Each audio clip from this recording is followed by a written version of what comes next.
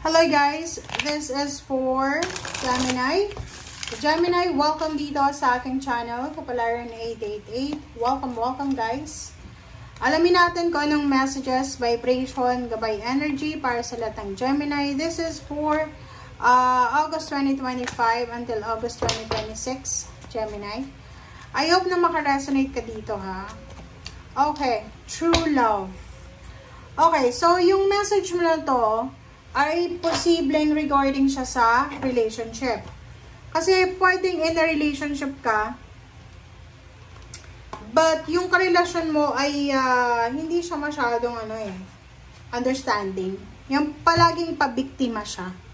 Okay, so nakikita ko sir dito na sa usaping trabaho or finances, hindi ito resonated kasi sa love life to So, nakikita ko sir dito na maybe in a relationship ka, may boyfriend ka or girlfriend, may live-in partner, pero parang feeling mo hindi pa siya talaga yung talagang destiny mo.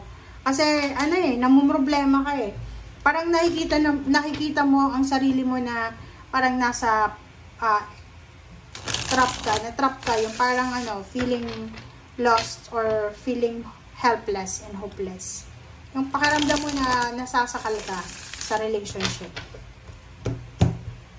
Okay. Okay, 4 of Cups. Knight of Cups. So, nakikita ko sa'yo dito na yun.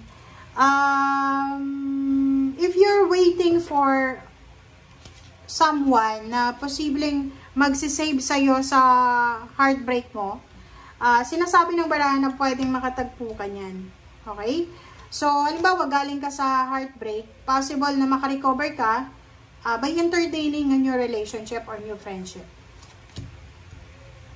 Pero yung iba, sinasabi ng bara sa'yo dito na magpo-focus ka muna sa pag-i-improve ng sarili mo.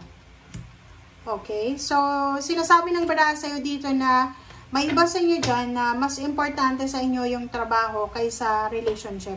Yung halimbawa na in a relationship ka for how many years and then na sira lang yung relationship mo ngayong taon. So, parang may isip mo, okay, magpapahinga muna ako sa relationship, focus muna ako sa career ko, focus muna ako sa mas importante. Okay, Wheel of Fortune. Sinasabi ng bara sa'yo na isang unexpected na transformation, pagbabago ang posibleng darating sa'yo, but be careful sa mga taong pakikisamahan mo. Yung 6 of Swords dito, sinasabi ng baraha, isang Gemini ang posibleng lilipat ng bansa. So, kung nasa Pilipinas ka, posibleng mag-migrate ka sa ibang bansa. Or pwedeng nasa Pilipinas ka, magpaplano kang lumipat sa lugar na walang baha, yung hindi binabaha. Or yung iba sa inyo dyan, possible na lilipat ng trabaho or negosyo or kung ano man to na lugar na gusto mong lipatan. So, nakafocus ka sa decision mo. Okay?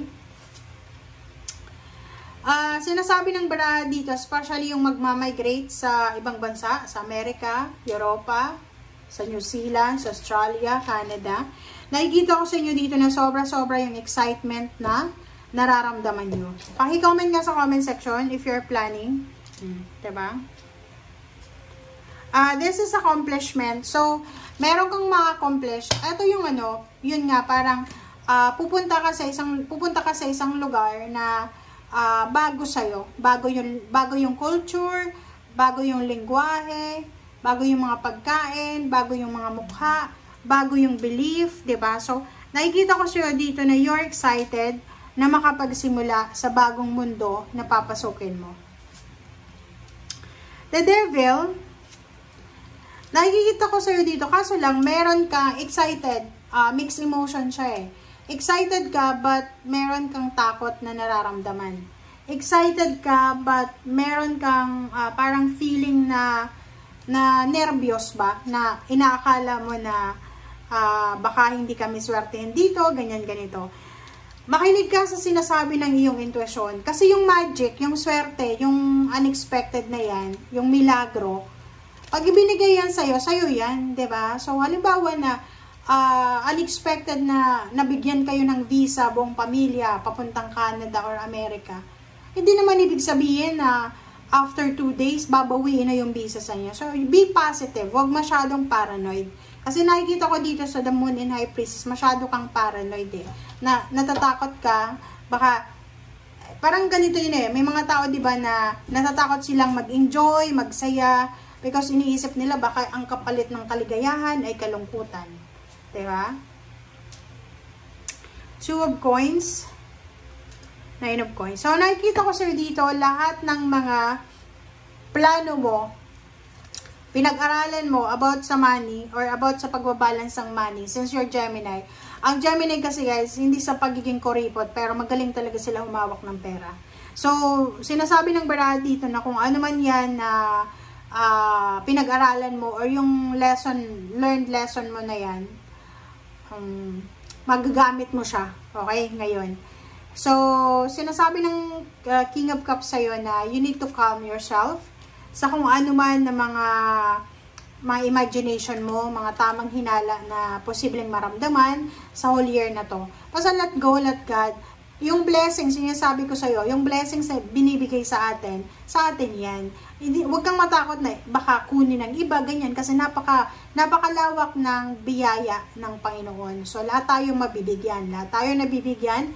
May mga pagkakataon lang na may nauuna na nabibigyan. Pero, hindi ibig sabihin no, na yung binigay sa kanya ay para sa'yo yun. Or yung binigay sa'yo para sa iba. No, kanya-kanya yun. May mga pangalan yun. Okay? So, ihanda mo rin yung sarili mo kasi unexpected din na sobra kang magiging busy, abalang-abala. Kung ikaw ay lilipat ng ibang bansa, possible na may part-time ka, may full-time ka, pag weekend meron pang mga trabaho. So, sinasabi ng baraha dyan na mag-iingat kayo sa health nyo. Okay, 10 of Coins, mag-iingat ka din sa pera. Mag-iingat ka sa paghahawak ng pera kasi possible din na ma-scam ka, pwedeng masalisihan ka, or pwedeng manakawan ka. So, ingat-ingat ka. So, for example, doon sa mga, halimbawa, kung may eleksyon ng 2025-2026, sinasabi ng baraha sa'yo dito na wag kang papasok sa politika. Okay? Ihang mo muna, i-postpone mo muna yung plano mo na yan. Yung iba naman na may balak magpakasal or balak na mag-celebrate ng kanilang like renewal of vows or paano pa man or 50th wedding anniversary, sinasabi ng baraha sa'yo na may enjoy nyo siya ng sobra-sobra.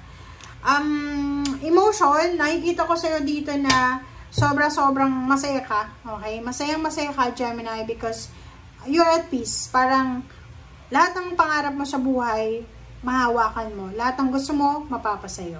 Okay? Thank you guys for watching. Bye!